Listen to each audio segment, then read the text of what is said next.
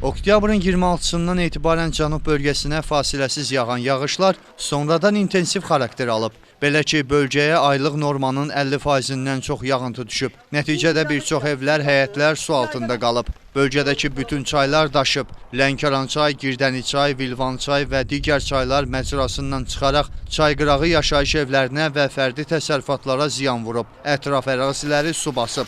Ümumilikdə 1300-dən artıq vətəndaşın təsərrüfatına zərər dəyib.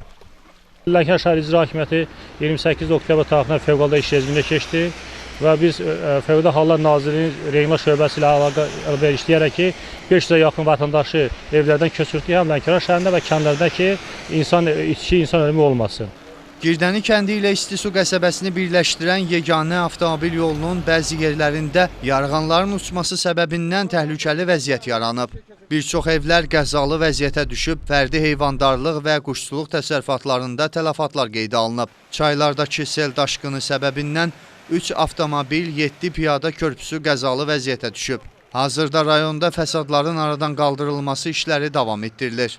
Digər kəndlərdə su basma da artıq olmasın deyə ağır texnikalarla band vurma işləri aparıldı, məcrası istiqamətləndirdi.